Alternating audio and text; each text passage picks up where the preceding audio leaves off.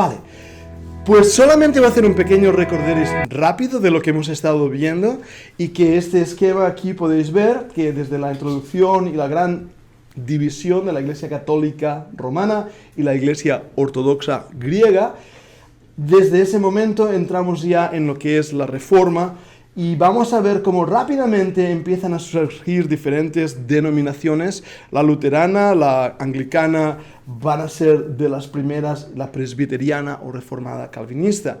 Así que estamos ahora centrados en esas tres grandes denominaciones y hablábamos de esa época de la Reforma. La semana pasada estuvimos viendo qué es el luteranismo. Habíamos visto a Lutero, la iglesia que surge, y utilizo ese término, como dijimos la semana pasada, iglesia entre comillas, la denominación le llamaremos el luteranismo. Ahora vamos a situarnos en la historia, y voy a hacerlo a través de unos cuantos mapas.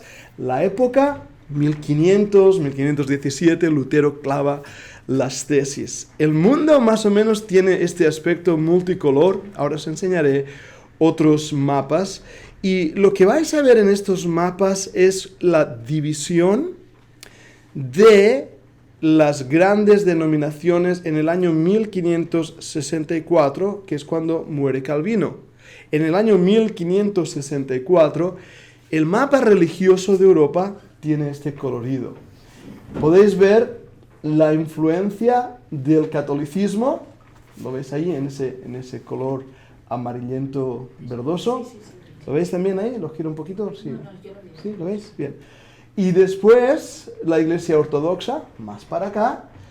Entonces la iglesia anglicana, toda esta parte del Reino Unido, aunque no toda, porque tenemos Escocia, que va a seguir a Zwinglio, y tenemos también algunos grupos calvinistas dentro de Inglaterra, así que no toda Inglaterra será anglicana. La iglesia luterana va a estar más en la zona de Alemania, Germania. Que es el lila. El lila, eso es el color lila, luterano evangélico. ¿Os recordáis que decía que el nombre evangélico viene de la iglesia luterana? Porque hacían énfasis en el evangelio.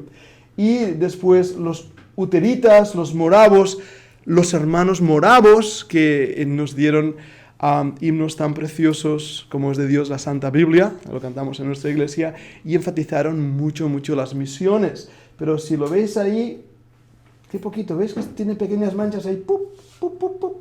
¿Veis? Y los lollardos, los valdenses o los anabaptistas son los puntitos rojos y mirad dónde están situados. Es como pequeñas llamas de fuego que están saliendo en diferentes lugares. Voy a poner otro mapa más sencillo, no tan caótico como el que antes os he enseñado. Y lo mismo, la parte luterana, toda esa influencia, incluso en Suecia, en Dinamarca. El grupo calvinista, si os dais cuenta, tiene grupos, bolsas de influencia en Ginebra, en Worms, por supuesto, Netherlands, ¿cómo es? Holanda, gracias, Holanda, siempre me cuesta traducir Netherlands. Los católicos, por eso. Pensábamos que toda Francia se había hecho calvinista. No. Solamente crepúsculos, grupos minoritarios, la iglesia anglicana y los centros de los hugonotes en el sur de Francia, ¿ves? Todos esos son los hugonotes que son calvinistas en su postura teológica, pero que a la vez son un grupo diferenciado dentro del remanente bíblico. Otro mapa, y una vez más, nos da esa idea. ¿Ves? Son diferentes mapas con el mismo tema, pero que ocularmente nos da más entendimiento. De ver, por ejemplo, algo que no había comentado, es la influencia de la fe islámica, de la religión islámica, en el norte de África, en el Imperio Otomano, que todavía está siendo con fuerza, pero perdiendo cada vez más. Y la Iglesia Ortodoxa, Rusia, griega, va a empezar a tomar influencia en estos lugares. La Iglesia Anglicana, la Iglesia Calvinista en Escocia. Y eso va a determinar también mucho las luchas históricas que van a venir en adelante. Y creo que hay un mapa más, donde vemos también esos grupos reflejan más. ¿Ves? Todo esto, en 1600. Hemos avanzado un poco más en el tiempo. Todo es católico, casi todo. Hay crepúsculos de calvinismo, hay grupitos de luteranos ahí arriba a partir de ahí. Pero esto nos dice mucho. Estos mapas nos dicen mucho, nos llaman la atención. Algo ha pasado aquí. ¿Qué ha pasado para que tengamos este mapa de colores en Europa en el año 1600? ¿Y qué ha pasado en España? Porque al fin y al cabo es lo que a nosotros, como españoles, nos interesa saber qué ha pasado en España. ¿Veis algún punto de calvinistas? Vale. Ah, no. En Valencia Navarra, y Aragón. En Aragón Aragón, sí. Y Valencia. y en Valencia. Pum, pum. Y abajo en Granada. Nada, no, Granada no hay nada ahí. Solamente, ni en Madrid tampoco. Madrid y Oporto son para que nos situemos las capitales de esa época. Pero hay algo en Aragón, hay algo ahí en Aragón, hay algo en Barcelona, no, es un puntito también. O sea, Barcelona nada, Aragón. ¿Zaragoza? Me parece que es Huesca eso. ¿En Huesca? ¿Valencia? Es muy interesante este mapa, es muy interesante. Y esto nos habla mucho de la historia. Solamente viendo este mapa ya concluimos, ya sabemos que la reforma no triunfó. No hay reforma ahí, no. En Italia no hay los grandes movimientos reformados. No hay. Y en Francia hay un montón de franceses enfadados que están dispuestos a luchar, pero fijaros dónde están. Y esa parte allí del centro que es de Suiza, ¿qué es allá? Marronet. Todo esto marroncitos, No, más abajo. luterano. Pequeñito. Esto- El dedo, bájalo un poquito más. ¿Aquí? Más. En Heidelberg. Sí, y el sota. ¿Aquí? Y este, sí. Esto El es... mismo sota. El marronet aquel. Bueno, es marronita. Eso que Esto es calvinismo. Eso es calvinismo, la federación. Sí. Es que se ve marroncita, realmente tenía que ser rojiza. Pero bueno. Luterano. Sí, luterano y calvinista. Luterano y calvinismo en los países nórdicos. ¿Y lo que está en Polonia y eso? ¿Qué es? Polonia y Hungría y eso. Polonia, gracias porque era una cosa que os quería mencionar y se me ha ido. Todo lo que sería Polonia y realmente sería parte del Imperio Otomano, Tiene la estrella judía. pero tiene estrella judía y es lo que os quería comentar en Polonia, en Hungría. Cerca de Nápoles también tenemos otra estrellita. Fijaros que en España ya no hay. No puedo En Portugal en España, ¿no? Las echaron. Ah, sí. En Portugal, a los judíos. los judíos. Sí, En Portugal tenemos 1490. otra estrellita. Estamos en el 1600, más o menos, arriba y abajo de estos años. Es interesante porque 1600, cuando venga la Primera, Segunda Guerra Mundial, los judíos continúan centrados en Hungría, en Bohemia, en estos países. Pero aquí está el Imperio Otomano. El Imperio Otomano. Y estos musulmanes ya van a empezar a perseguir el judaísmo. Y no sé el resto de los países, pero en Polonia por lo menos, Ujú. yo sé por lo menos por la época de nazi, eran muy católicos, ¿no? Eran más que católicos luteranos. Una de las cosas que dijimos... Porque odiaban muchísimo a los judíos. Eso es, Ezequiel, y es muy triste esto, lo que voy a decir ahora. Uno de los errores grandes de Lutero fue su antisemitismo. Ah, claro. Como dijimos, Lutero hizo cosas muy buenas, la reforma protestante, la música, la influencia, la traducción de la Biblia, pero era antisemita que leer los escritos, y no lo he pensado, a lo mejor podría buscar algunos para que leyéndolos os dierais cuenta del antisemitismo tan grande. Las iglesias mismas, recogían a los judíos para luego llevarlos a los campos. Sí. Y sabían a dónde iban, o sea. Sí, correcto. Y eran iglesias luteranas y católicas. Y eso fue una de las manchas dentro del luteranismo, que también tiene que decirse debido a esa herencia. Porque si recordáis, y está bien que hablemos de estas cosas hoy, porque ya digo, el lunes se celebrará el 75 aniversario de la liberación de Auschwitz, Pero cuando nosotros éramos niños, no hace tanto de ello, ¿de acuerdo? No hace tanto. Durante las Semanas Santas se celebraban y los niños jugaban a una cosa que se llamaba matar judíos. Y había una carraca, ¿sabéis lo que es una carraca? Es un palo con una cosa que hace... que se le llamaba un matajudíos. Y eso porque los judíos habían matado a Cristo. Por lo tanto, eran despreciables. Y la Iglesia católica, apostólica y romana siempre ha tenido un antisemitismo brutal, brutal. Como resultado, Lutero sale de la Iglesia católica y arrastra todas esas cosas. Uh-huh. Mi abuela siempre recordamos cuando nos portábamos mal, mis hermanos y yo siempre nos decía, eres un judío, eres un judío. ¿Ves? Sí, sí, sí, sí. Y la abuela Y no sé si... llamaba judío. Eso es. Eres un judío, sí, sí. Y nosotros, ya digo, lo vivíamos. Y no sé si te pasaba, Víctor, que cuando escupías, te decían, no seas judío, Sí, sí. por escupir. Entonces, en la cultura española había un antisemitismo brutal que venía del catolicismo.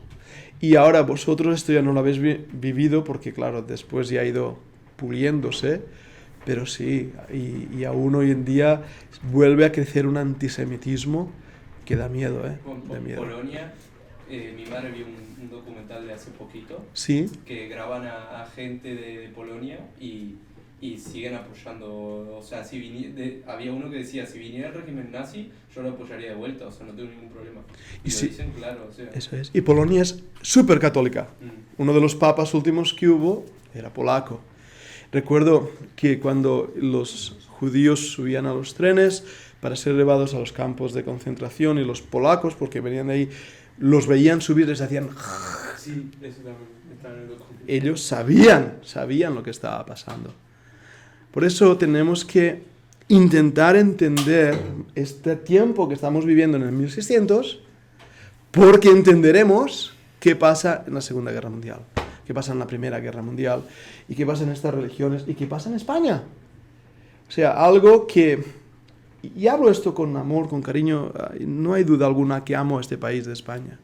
Pero también debemos darnos cuenta que la mentalidad española no es la mentalidad europea del norte. Y es debido justamente a su historia, como ahora veremos, Felipe V, Carlos I de España. Mientras que, y esto es un estudio interesantísimo hecho por antropólogos, por ejemplo, los judíos y los protestantes, ¿qué hacían? Tenían una familia, el hijo un mayor se dedicaba generalmente a los negocios, el hijo más inteligente, que más le gustaba leer, le ponían de rabí o de pastor. Bien, entonces este pastor, este rabí, se casaba y ¿qué hacían? Su hijo más inteligente lo ponían de rabí o de pastor. En España, las familias nobles ponían al hijo más o menos inteligente de cura, que no se casaba. O tenía hijos por ahí. El resultado, y esto está mostrado, o sea, no estoy inventándome algo para decir algo que no conviene. El resultado es que la capacidad intelectual del pueblo español bajó grandemente, mientras que los países nórdicos su intelectualismo subió muchísimo por la genética de esos matrimonios. Y es un dato interesante también. Y por supuesto, la cultura impregnada, como veremos hoy, en los países nórdicos la cultura es la defensa de mi conciencia como individuo. En los países del sur, lo enseñado es, yo tengo que obedecer al Papa. No tengo conciencia, apago mi conciencia. ¿Bien? Así que esta pequeña disertación histórica, no se ha dado datos, solamente hemos hablado un poquito, nos hace entender más el tiempo en que estamos hablando. El siglo XVI. El siglo XVI. Esta va a ser la fotografía y es triste. En Polonia, Lituania, Hungría, ya al final Calvino ha muerto hace ahora unos años. Hay una mezcla de católicos, luteranos y calvinistas. Los musulmanes, por supuesto, el Imperio Otomano allí, la Iglesia Ortodoxa, todo lo que sería la parte rusa, Rusia, la Iglesia de Inglaterra. Fijaros en Escocia el calvinismo, los luteranos en lo que sería todos los países nórdicos, Dinamarca, Suiza, y la Iglesia Católica Romana. ¿Veis? Interesantísimo. Y un dato más histórico que nos va a enseñar este mapa. ¿Veis ahí Irlanda? Siempre católica. Irlanda. ¿Sí? Habéis oído seguro del problema con Belfast, el problema del IRA, de todos estos grupos en Irlanda. Seguro habéis escuchado también de la Orden de Orange, que ese nombre es graciosísimo si lo traduzco, la Orden de Naranja, de la Naranja. Bueno, ellos quieren continuar unidos a Inglaterra, mientras que el IRA quiere ser independentista, quiere independizarse. No voy a hacer paralelismos con Cataluña y España, no voy a ir por ahí. ¿Pero por qué? Tenemos que entender este punto porque es algo que yo mismo, cuando tenía vuestra edad y yo vi de hecho al doctor Ian Paisley poniéndose de pie en Europa. Él era parlamentario europeo, el Papa vino al Parlamento Europeo y él se opuso. Él dijo que el Papa no tenía derecho, que el Parlamento Europeo no era religión y por lo tanto no era bienvenido. Y él se puso de pie y sacó un letrero que ponía: el Papa es el anticristo. ¿Recordad eso? Que le golpearon y sacó otro papel, sacó otro papel. Y entonces yo eso lo vi por las noticias aquí en España y pensé, qué vergüenza este predicador, ¿qué está haciendo? ¿No? Ian Paisley, ¿quién es este hombre tan loco? Mira lo que está haciendo. Y esa fue mi primera actuación cuando vi eso. 5 meses más tarde, tal vez, 5, 6, 4, por ahí, yo estaba sentado en una iglesia escuchando a Ian Paisley, que fue a predicar en nuestra universidad, y él contó lo que había pasado. Y a lo largo de los años, con mi relación con él y con la relación también que hoy en día todavía continúo teniendo con su hijo, me ha ayudado a entender qué es lo que pasa allí. Y viene de esta época. ¿Qué es lo que pasa? Básicamente, sin hablar mucho más de ello, es que Irlanda es católica, Inglaterra es protestante.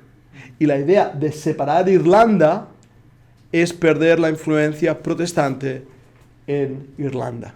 Por eso la Orden de Orange, los Caballeros de Orange, vienen de este momento que quieren defender un protestantismo y un rechazo al catolicismo histórico. Y por eso no quieren salir de Inglaterra. Todo esto viene por el 1600. ¿Sí? Está siendo interesante esta clase. Voy a hablar rápidamente menciono nombres, ¿de acuerdo ahora? Y también aprovecho para deciros que junto a los vídeos que estamos grabando y subiendo a YouTube, lo que ahora estoy haciendo son podcasts. Hasta cuesta decirlo, podcast. Entonces, los he puesto también en la página web del Instituto Bíblico. Podcast, os explico. Realmente es una grabación en MP3 que se ha hecho bastante popular. Yo no lo sabía, esta gente más joven, ¿verdad? Es la radio de internet. Sí, es la radio de internet. Antes todo el mundo quería tener un programa de radio, las iglesias, un programa de radio. Ahora es podcast, porque lo puedes escuchar en cualquier parte del mundo, no cuesta nada, solamente yo estoy pagando un poquito, 15 euros al mes, porque lo paso a una plataforma que lo distribuye en diferentes plataformas. Pero es una grabación. Puede ser muy sofisticada o puede ser muy sencilla. Las mías son medio sencillas. Pero lo que he hecho es una grabación de unos 15 minutos, 12 minutos, la más larga es 20 minutos, que hablo de uno de estos personajes. Está ahí porque si estás conduciendo, puedes poner un podcast en vez del Radio Rack y escucharlo, o hacer de esta manera. Pero os animo a que lo escuchéis. Martín Lutero, hablamos la semana pasada, John Wycliffe, un hombre de Dios tremendo, del 1384, que es los prereformadores. John Huss murió como mártir. ¿Las imágenes son reales? Sí, son dibujos, por supuesto, sacado de internet. Y ¿Era ese hombre? era este hombre, Vale. John Wycliffe. Uh-huh. Sí, y las fotografías que os enseñaré después también son todas sacadas de internet, algunas de ellas seguro retocadas con Photoshop, pero sí. Girolamo Savonarola. Da miedo este hombre. Da miedo. Y no es muy conocido en los campos protestantes evangélicos, pero pedazo reformador que fue y valiente, ¿eh? Y también hay un podcast que hablo de él. Philip, no sé cómo pronunciarlo. Os lo digo, yo siempre le he dicho Melanchthon, porque en inglés es Melanchthon. Esta semana estaba viendo un vídeo que le llaman Felipe Melanchón. A ver cómo lo pronunciamos. Pero bueno, sí, Felipe Melanchthon. Y este es un cuadro original de su tiempo. Sabéis que antes no había cámaras fotográficas como hoy, hacían un retrato. Y sí, eran bastante feos los hombres de aquel entonces. Pero este hombre sí, la perspectiva de la mano y el pintor que lo pintó, haciendo ahora una crítica pictórica, bastante malo. Es la influencia de Egipto, con la cara así y el cuerpo así. Pero, sí. Todavía no he hecho el podcast de él, lo escucharéis. Ulrich Zwinglio. Según el dinero que tenías, pagabas al pintor. Este hombre no tenía mucho dinero. Pero Ulrich Zwinglio va a ser también un hombre de Dios tremendo, extraordinario, y es otro de las personas que tenéis que oír, reconocer en el librito que estamos usando, que tenéis en PDF, dentro del curso. Samuel Vila escribió un pequeño libro y se llama Historia de las Denominaciones, y ahí menciona a estos hombres, así que leerlo también. Vale, pues vamos a entrar ahora en materia más densa, más no sé. Eso es para perder peso, En una dieta, sí. Carlos V, en la dieta de Speyer. Es como lo he visto escrito, lo he visto de otras maneras. 1526-1529. ¿Os habéis preguntado alguna vez por qué nos llaman protestantes? Por protestar. Vamos a ver qué es esto y por qué protestaron. Carlos V de Alemania es Carlitos I de España. ¿De acuerdo? Era rey también en España. Ahora vais a entender más por qué España sigue siendo católica, apostólica, romana, la herencia espiritual de Europa para el Papa de Roma. Porque ya Carlos V empieza a atacar y contradecir como rey de Alemania a los protestantes que están saliendo con una fuerza tremenda. Pero los señores sajones, que están hasta el gorro del Papa, determinan a no hacer amistad con el Papa.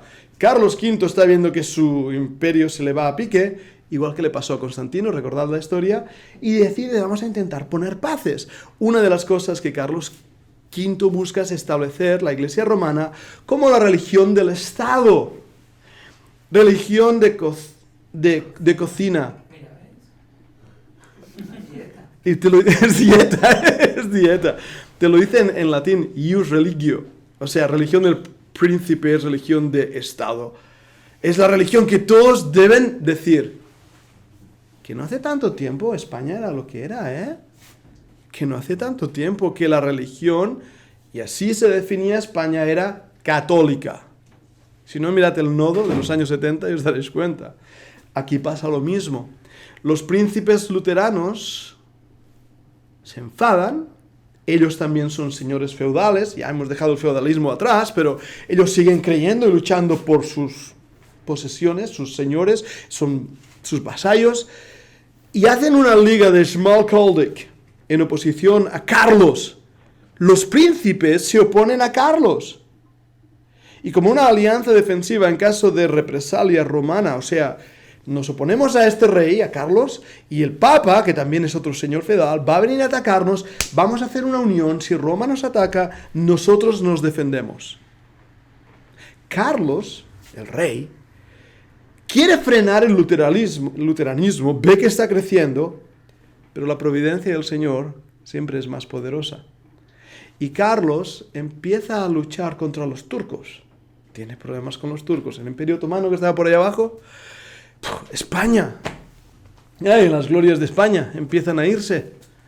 Carlos tiene demasiados problemas en su propio reino para, al fin y al cabo, tener cuidado de este grupo que no va a triunfar, porque son unos cuantos enfadados. Así es como él lo ve. El enfrentamiento con los príncipes de Schmalkaldic, perdonadme alemanes, se retrasó durante 15 años, tiempo durante los cuales los príncipes luteranos se solidificaron. O sea, como Carlos está tan ocupado luchando contra los turcos, los príncipes alemanes que han aceptado la doctrina de Lutero, muchos de los cuales han creído, determinan continuar y continuar. Y Carlos está demasiado distraído para hacer caso a estos hombres. De esta manera, la palabra de Dios que ha sido traducida por Lutero empieza a ser predicada en las iglesias. Y cada vez más la influencia romana va desgregándose en los países alemanes. Ahora, ¿por qué nos llamamos protestantes? En esta dieta de Spires, y antes la he visto escrita Spires y por eso la escribo así, y Speyer. Supongo que Speyer debe ser en alemán, en castellano Spires. Tengo un documento de 12 folios que estará añadido a vuestra página web en el Instituto Bíblico para que podáis leerlo, ahí en EMOL, pero ahí entro en todo detalle de lo que fue esta dieta. Pero dejadme simplemente resumir estas 12 páginas en esta diapositiva. La dieta, que no tiene nada que ver con la cocina o la comida, tiene que ver con una reunión, un concilio en la ciudad de Spires. Eso fue lo que nos dio el nombre de protestantes. Los príncipes sajones se han reunido. Lutero no ha podido ir a esta reunión, porque a Lutero el rey Carlos le ha prohibido que se mueva de su sitio. Así que no puede moverse. Pero Melanchthon está ahí con otros hombres de Dios. Dice, aquí aprenderá de sus antecesores espirituales, los primeros protestantes, y de los principios fundamentales que nos han legado. Uno de los testimonios más nobles dados en favor de la Reforma fue la protesta presentada por los príncipes cristianos de Alemania ante la dieta de Spira, el año 1529. El valor, la fe y la entereza de aquellos hombres de Dios aseguraron para las edades futuras la libertad de pensamiento y la libertad de conciencia. Esta protesta dio a la Iglesia reformada el nombre de protestante. Y sus principios son la verdadera esencia del protestantismo. Esta es una cita que saqué de un libro. Déjame decir qué pasa aquí. El rey Carlos decide reunirse con los príncipes se reúnen, discuten el tema, discuten las enseñanzas, todos están de acuerdo en abrazar las doctrinas bíblicas que Lutero ha estado predicando. Carlos se retira enfadado, los príncipes continúan trabajando con estos grandes teólogos, entre ellos Melanchthon.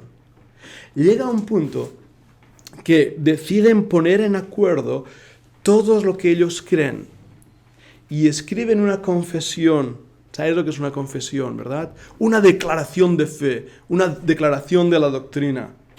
Esta confesión, que después será de Estrasburgo y de Helvecia, va a ser una protesta oficial delante del rey Carlos V. Así que aquellos que siguen esta confesión van a ser llamados protestantes. Y de ahí viene el nombre que la Iglesia Católica nos dice a nosotros, protestantes. Debido a esta protesta formal delante del rey Carlos V. ¿Estáis conmigo? Una anécdota que os cuento. Cuando firmaron esta declaración, esta protesta, lo hicieron primeramente aquellos que eran los pastores de las congregaciones que estaban ahí representados. Lo firmaron. Ellos tenían muy claro que su conciencia estaba ligada a la palabra de Dios, Lutero. Ahí mismo estaban también los príncipes sajones. Y uno de los príncipes sajones se levantó para firmar esa declaración de fe. Melanchthon, que era el líder en ese momento, dijo, no, tú no puedes firmar porque tú formas parte del Estado. Y hemos dicho que la Iglesia debe estar separada del Estado. Este príncipe dice, si es así, Yo prefiero dejar mi corona, mi cetro, mis tierras y posesiones para declarar mi fe en Cristo. Y Melanchthon se quedó parado y le dejó firmar. Pero no solamente fue este príncipe que lo hizo, sino que también los demás lo siguieron. O sea, firmaron al final y establecieron con su fe que era mayor su fe en Cristo que todas sus posesiones de este mundo. Y confesaron que Jesús era el único rey. Eso es tremendo. Para mí es una anécdota que dices, wow, qué valentía, qué entrega de estos hombres. Así que cuando os llamen protestante, sabed que este señor que tenemos aquí también pintado, y seguro si visitáis el Museo del Prado en Madrid, digno de visita si tenéis la oportunidad, muy distraído y interesantísimo. Tal vez lo que más recuerdo y lo que más me gustó de visitarlo era también en el Palacio Real todas las armas y cosas de los reyes de España. Y la pintura de... ¿Goya o...? No, pero digo de cuando persiguieron a los cristianos. Sí, correcto, de Pinturas la Inquisición. Sí. Es verdad, hay una que me impresionó muchísimo, la había visto así en libros, pero verla en directo, además que es muy grande, Sí, es enorme. es enorme, que están quemando los libros de Lutero y...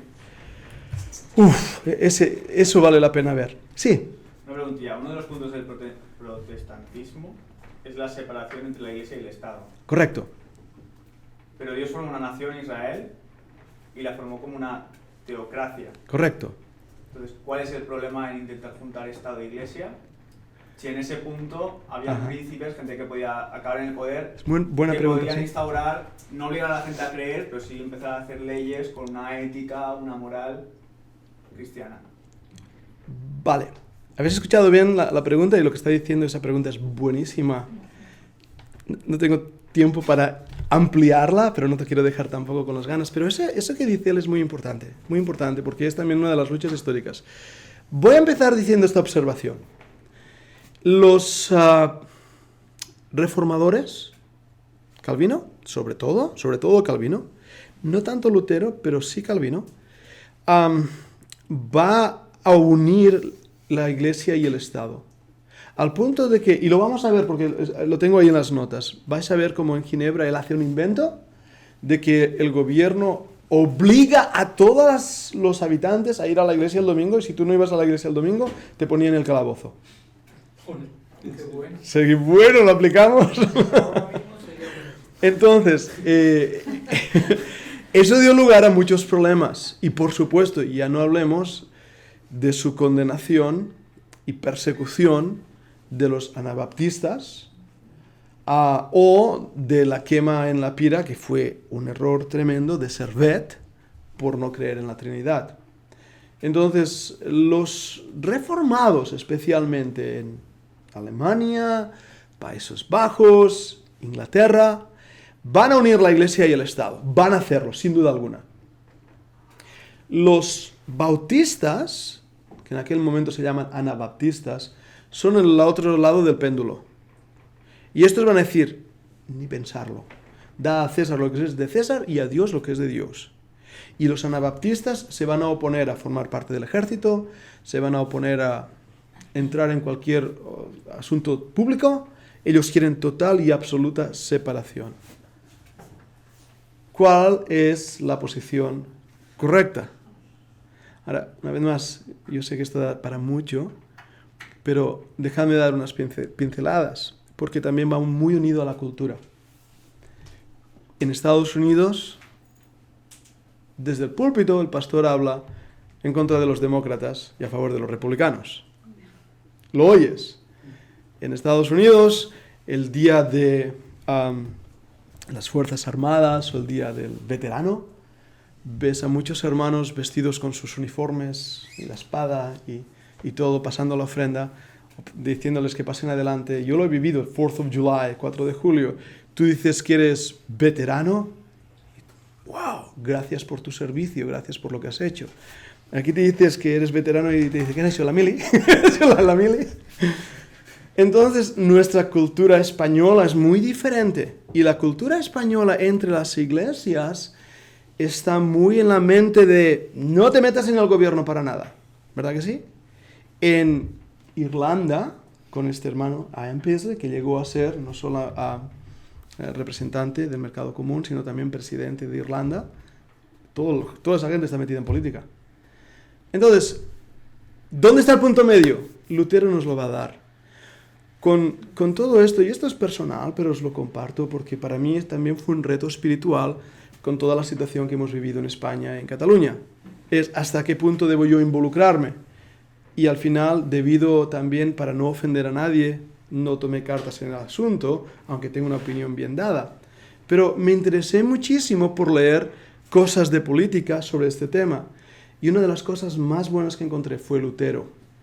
Lutero básicamente, tendrías que leer mucho de sus escritos, yo los tengo algunos en inglés, pero Lutero viene a decir esto, y a lo mejor es ahí el punto medio. Lutero dice, mira, los creyentes estamos en una sociedad incrédula, pero algunos de nosotros somos médicos porque como caen enfermos, les ayudamos para curarles, y nuestro servicio en un hospital es un servicio médico hacia ellos.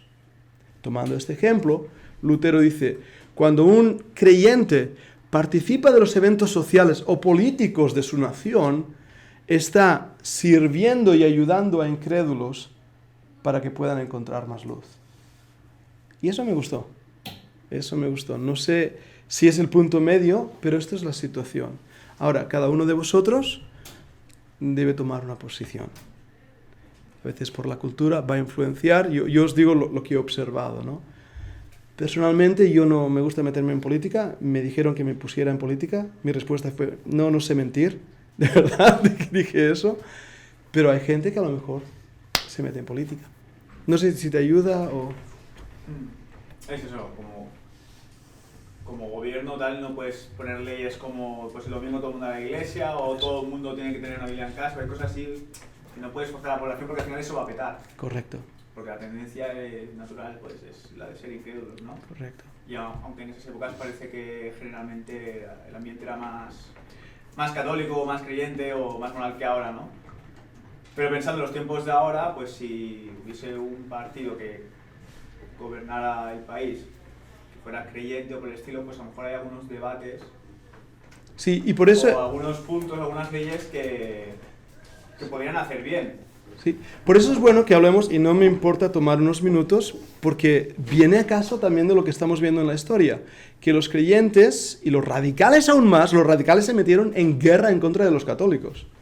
Las guerras religiosas, tomaron armas y dijeron, yo defiendo lo que creo y defiendo mi iglesia y voy en contra del quien sea. Ahora nosotros, cada uno debe tomar una posición delante del Señor, cada uno es llamado a lo que es llamado. Lo que veo en la Biblia es data a César lo que es de César, data a Dios lo que es de Dios. Lo que veo en la Biblia es obedece a las autoridades. Postdata, siempre y cuando las autoridades no te pidan algo que va en contra de la ley de Dios, porque es primero obedecer a Dios antes que a los hombres. Pero en Estados Unidos, y todos estamos súper orgullosos de Estados Unidos, y es el gran... Pero Estados Unidos, su independencia empezó cuando una revolución por causa de los impuestos del té empezó en los estados de Nueva Inglaterra, y desde las iglesias se animaba a la gente a levantarse en armas en contra del rey de Inglaterra. En contra del rey. ¿Por qué? Porque creían que el rey iba en contra de Dios y que no era una persona digna de ser obedecida. Entonces la independencia americana empezó con mucha influencia de las iglesias yendo en contra del rey. Es un asunto interesante, cuidadoso, pero que, volviendo a nuestro tema, nos ayuda a ver lo que estaba pasando aquí. Los príncipes se han unido en contra del rey. Carlos V, Carlos I de España. Y se han levantado en armas, como veremos más tarde, en contra de este rey. Así que nos da unas pautas. Vale. Los dos eran Carlos, ¿no? Sí, es la misma persona, pero en dos posturas diferentes. ¿Cómo? Sí, este es el de Alemania y el de España. Era joven el otro. Este hombre realmente fue malo en contra del protestantismo. Fue un hombre, y aquí en España ya vemos... A favor del catolicismo. Ya lo creo. Sí, la Inquisición va a crecer con todo el apoyo de este hombre. Bien, voy a ir rápido con esto de la herencia de Lutero. Últimos días de ensombrecidos por la desunión luterana. Ahora, estoy yendo a la época de Lutero, hemos hecho una visión general. Vuelvo a Lutero, antes de que él muera, deciros que en los últimos años hay una desunión, hay un grupo que quiere levantarse en armas, hay un grupo que quiere realmente ir a la guerra, hay otro que solo, especialmente con Lutero, y él se volvió cada vez más amargo, más duro. Dicen que tenía una capacidad intelectual tremenda, pero no era un erudito de renombre. Por ejemplo, Erasmo de Rotterdam, que yo lo considero un reformador, pero no sabemos si es salvo o no, sabía estar ahí en medio, pero Erasmo de Rotterdam era un erudito. Sin embargo, él era más un intelectual. Era un buen comunicador, tremendos mensajes con un poder tremendo. Era un líder valiente, capaz, y no pudo deshacerse suficiente de la herejía romana, como el antisemitismo que antes hablábamos. Ese fue el gran problema de Lutero. Dios lo usó. Las 95 tesis las podéis encontrar en internet. Yo iba a hacer un podcast de las 95 tesis, pero creo que no será necesario. Pero podéis tenerla ahí. Este es un grabado en madera de cómo debía ser Lutero. Es curioso. Ulrich Zwinglio. ¿Ah? Ulrich, ¿no? ¿Cómo? CH creo que es Ulrich. ¿Puedes volver a decir? Es que me ha gustado. Ulrich. Ulrich. Por ahí. Ponele. Ulrich. Tampoco. Con lo fácil que es decir pera, ¿verdad? Bueno, este hombre también tremendo. Zwinglio le llamamos, 1484-1531. ¿Veis que están ahí en esa época? Vivía un poco. Sí, es la esperanza de vida. De verdad, yo ya estaría ahí, ¿eh? Sí, ya estaría ahí. Pero lo que me asombra es que viviendo poco, lo que hicieron estos hombres. Luego os lo enseño, pero Calvino... También afectaba, ¿no? Porque si sabían que les quedaba poco de vida, seguro que apuraban.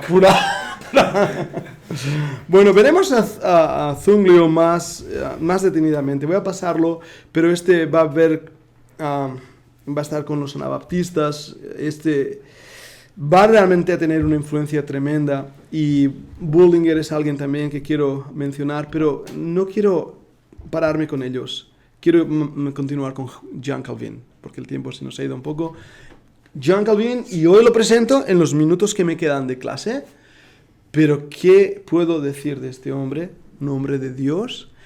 Introduzco diciendo, seguramente no estaremos de acuerdo con todo lo que él dijo, no estaremos de acuerdo con todo lo que él hizo, pero debemos entender al hombre en su contexto histórico. Y tenemos que entender al hombre en la luz que él tenía.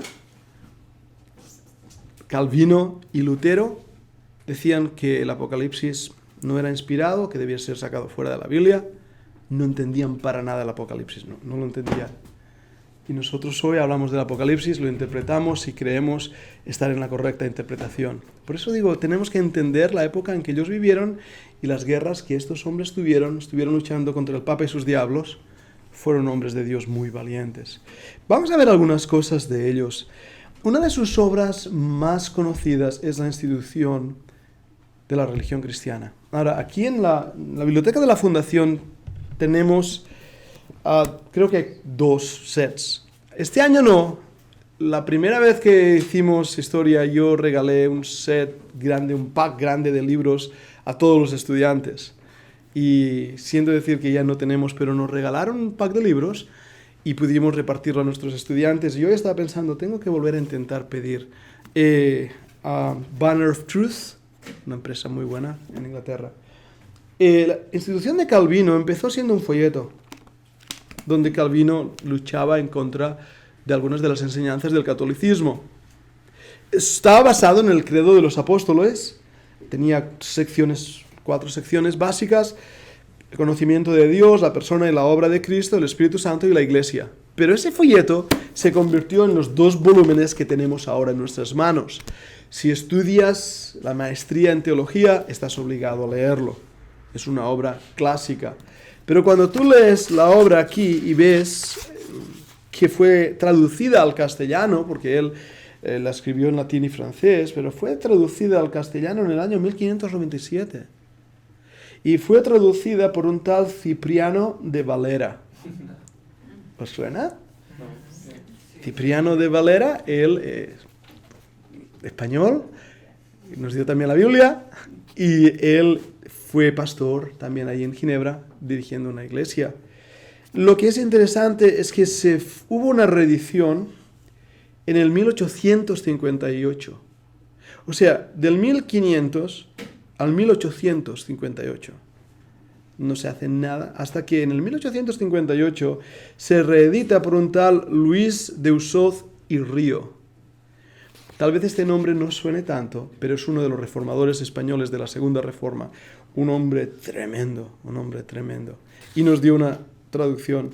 Después, en el 67, se revisó, y esta que tengo en la mano se hizo en el 1999.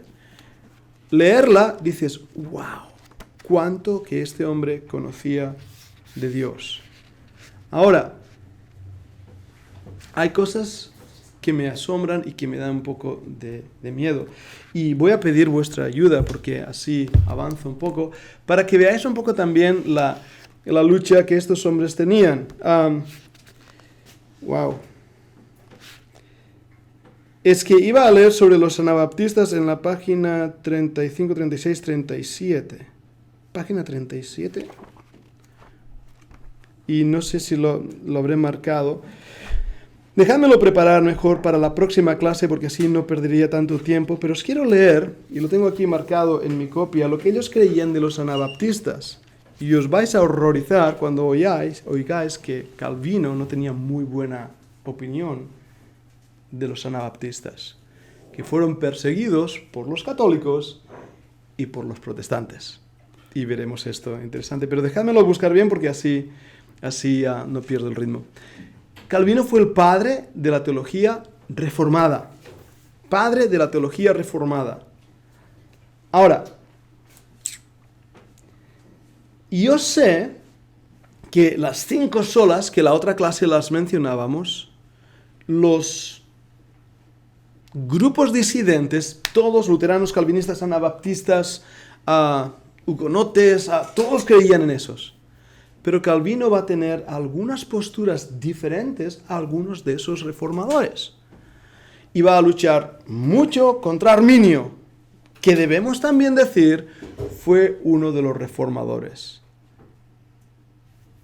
Y eso es importante. Pero Arminio es...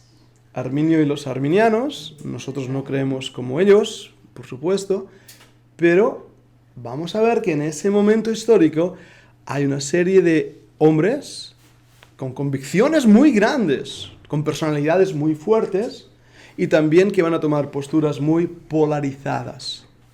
Y que unos van a dar lugar a una postura, la postura arminiana, y otros van a dar lugar a la postura calvinista. Pero que ambos, y en ese momento, forman parte de este movimiento que hemos llamado la Reforma Protestante. Pero Calvino y sus seguidores nos van a dar lo que hoy en día llamamos teología reformada. Teología propia, y esto es un resumen, la majestad suprema y la soberanía absoluta de Dios es el pilar central de la teología. La gloria de Dios impregna todo. Esta es la columna principal que Calvino va a estar enseñando. La soberanía absoluta de Dios. Para ahí un momento, porque también dice que la gloria de Dios lo impregna todo. Ahora, hay que definir muchas cosas ahí. Lo primero que hay que decir es que todos nosotros creemos que la gloria de Dios lo impregna todo. Dios es celoso de su gloria. Debo decir también que la palabra soberanía no aparece en la Biblia.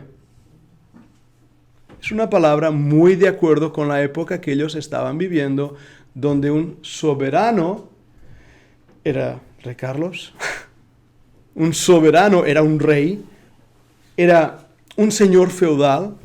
Años antes se habían llamado un despotés, en la época romana, un déspota.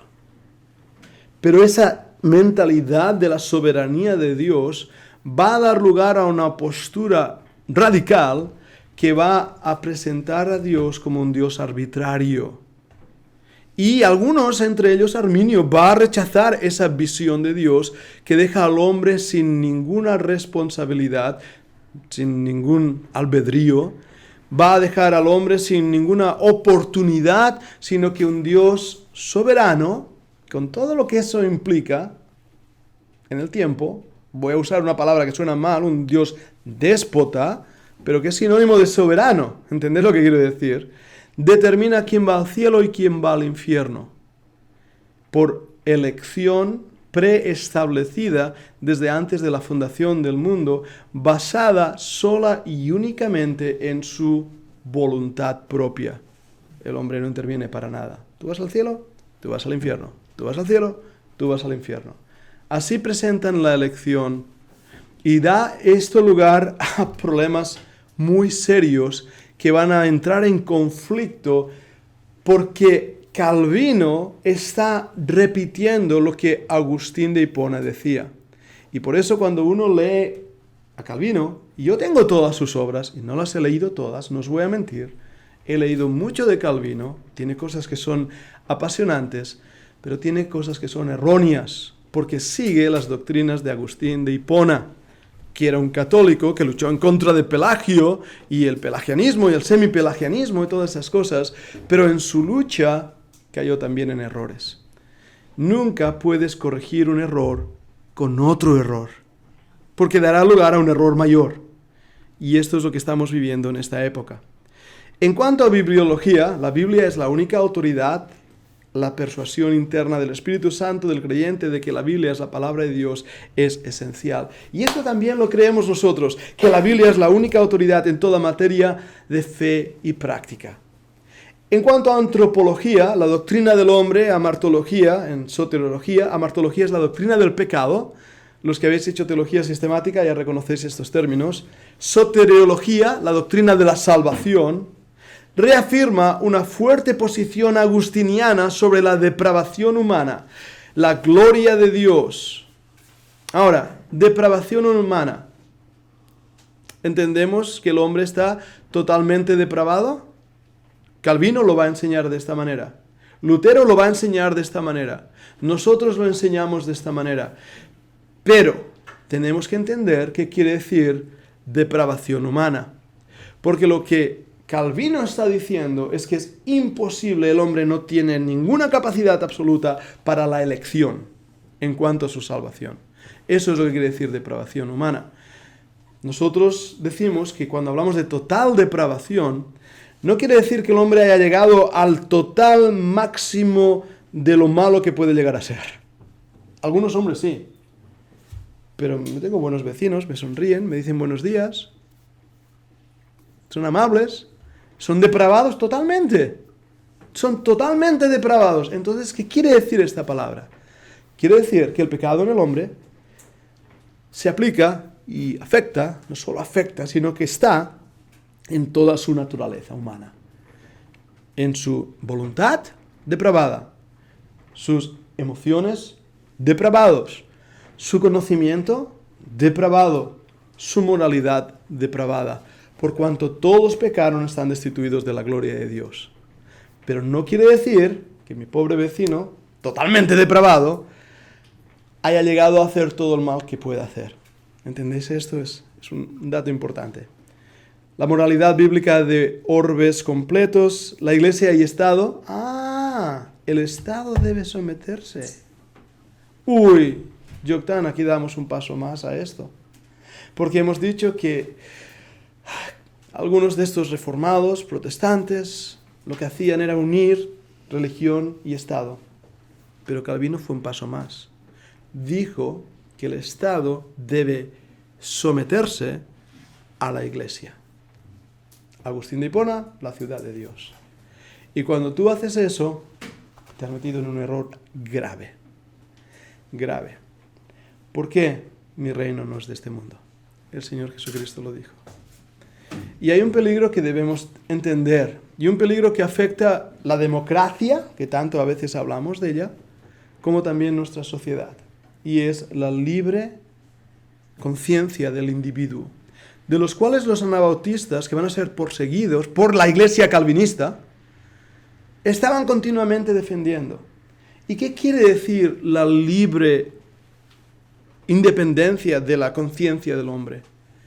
Que yo me siento obligado y me debo obligado a que a lo mejor si Yoctán no cree como yo, tengo que respetarlo.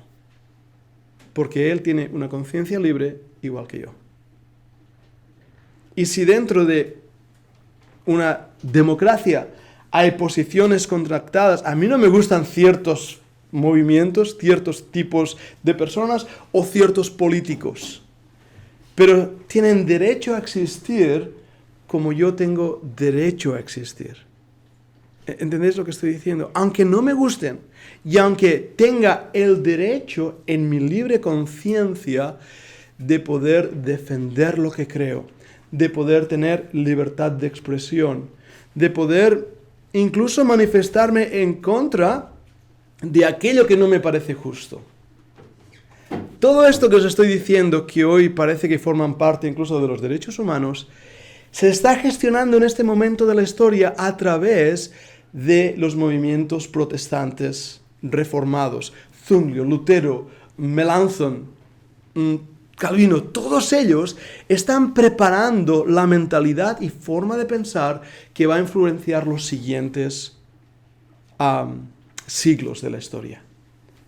Hay un escrito de un economista, y estaba intentando recordar su nombre, y ya me vendrá cuando me venga, que enseña que las naciones protestantes originaron el capitalismo económico, debido justamente a este pensamiento que os estoy ofreciendo, la libre voluntad y conciencia del individuo.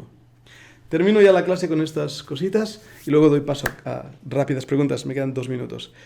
Las contribuciones de Calvino: traduce la Biblia al francés, muchas cartas de consejo y aliento, líder y pastor en Ginebra, líder del protestantismo reformado en Europa y más allá, esto ya lo sabemos.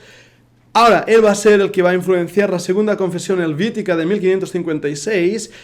Hemos hablado de la confesión de los príncipes de Alemania, y en la Universidad de Ginebra en 1559 va a ser profesor allí. Una frase que él dijo: envíame madera y te enviaré flechas de regreso. Muy inspirador. Eran bastante belicosos, como podéis ver, estos hombres. Bien, voy a parar ahí porque así hablaremos de la situación en Ginebra. ¿Hay alguna pregunta? Rosa tenía una pregunta. Sí, bueno, yo estaba pensando que qué relación tiene este pensamiento de los movimientos protestantes en cuanto a la conciencia del hombre, ¿no? Sí. ¿Eso lo estás viendo? Y el movimiento humanista, porque fue en esta época. Correcto. Y muy buena observación. Movimiento humanista de Erasmo de Rotterdam va a ser resultado también de este corriente de pensamiento que vimos en una de las clases que hablábamos sobre la época de las luces, the Enlightenment, que sería la ilustración. Entonces, todo esto va unido, y cuando hablamos del movimiento humanista de Erasmo de Rotterdam, no tenemos que confundirlo con el humanismo moderno. Para el humanismo moderno, el hombre es el centro de todas las cosas. Leonardo da Vinci, el hombre de Vitruvio. No, el hombre no es el centro de todas las cosas. El movimiento de Erasmo de Rotterdam humanista lo que hace es énfasis en las ciencias de la humanidad. La literatura, los idiomas, la historia, la filosofía. Y haciendo eso, se recupera el pensamiento, la manera de ver que se había perdido durante el oscurantismo de la Edad Media debido a esa presión del catolicismo. Entonces, habrán creyentes que abrazarán las enseñanzas reformadas, calvinistas, luteranas, y son salvos, y hay incrédulos que abrazan la idea social, económica, política, como hemos estado hablando, de los reformados protestantes. Y vais a ver de esta manera que en en Europa, no solo Alemania, florece todo un movimiento intelectual extraordinario que se ha librado de las cadenas de Roma. pero que España, y digo España como puedo decir Italia, los países del sur, ligados todavía a Roma, van a tardar muchos años en salir de ese oscurantismo. Y es debido a eso. ¿Sí? ¡Wow! Sí, Yo ese. tengo una pregunta también. Que en cierto sentido, o sea, que yo veía lo de Calvino, ¿no? De que el Estado debe someterse a la Iglesia, y es como que, claro, está súper mal, ¿no? Pero a la vez como que entendés, porque en teoría como que es correcto, ¿no? O sea, si tú dices es el pueblo de Dios, o sea, Sí. si Israel siendo el pueblo de Dios, como Estado, como país o como pueblo, se tiene que someter. Pero claro, como tú decías, si tú tienes en cuenta el hecho de que hay gente que tiene su propia manera de pensar y su propio derecho, entonces ahí cambia totalmente. Porque, Correcto. o sea, no es el pueblo de Dios el Estado, es muy diferente. Es el ser humano, la luz y las tinieblas están juntas, el trigo y la cizaña crecen juntos. ¿Cortamos la cizaña? No. Al final los ángeles se van a dedicar a apartarlos. Pero mientras, yo tengo que orar por la cizaña, por los incrédulos, pedir al Señor que los salve. Y aunque no me guste, mi libertad termina donde empieza la de mi vecino. Entonces, yo soy partidario, no me da miedo decir que debemos luchar por cosas que la Iglesia está muy callada. El movimiento LGTBI está haciendo más ruido que nadie. Y creo que a nosotros nos da miedo decir que la Biblia enseña que un papá y una mamá, eso es el concepto de familia que Dios tiene. Ay, que nadie se ofenda en internet. Bueno, no es mi problema. Si tienen un problema, lo tienen con Dios. Pero nos da miedo hablar de estas cosas. Y creo que debemos recuperar de los reformadores, de los protestantes que protestaron, la valentía de defender lo que creemos. No, de hecho, eso se vio muy, muy claro en Argentina y Uruguay. Sí. Porque en Argentina, al haber más catolicismo y más iglesia, cuando salió la ley del aborto, salió muchísimo más gente a las calles a protestar y votando en contra que en Uruguay.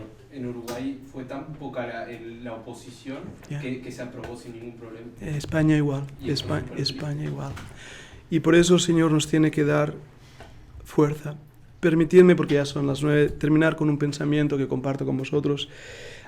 Hoy mi esposa me leía una hojita que tiene de oración de diferentes países y decíamos que en South Arabia, Zambia. Ayúdame con los datos. Parece que un 9%. Un 9% en Zambia creyentes. En Arabia Saudita, un 1 y poco de creyentes. 1,6. Pero había 9 millones de habitantes. Lo digo bien. 9 millones de... Es más pequeño que Cataluña. 9 millones de habitantes, 1,5% son creyentes. España, 47 millones. 1,5 creyentes. Eso nos indica cómo está nuestro país de necesitado. Yo creo francamente que la maldición de España empezó aquí en el 1400 expulsando a los judíos. Bendeciré a quien te bendeciré y maldeciré a quien te maldiga. España maldijo a los judíos y todavía está pagando las consecuencias. Sí. ¿De creyentes con católicos? Creyentes, bueno, los datos son de una denominación cristiana, supongo que se refieren a creyentes verdaderos o denominantes verdaderos, no católicos, porque si no católicos, España la mitad, ¿no? Sí. Ahí también es algo interesante, ¿no? Que si pensando en el tema de iglesia y Estado, ¿no?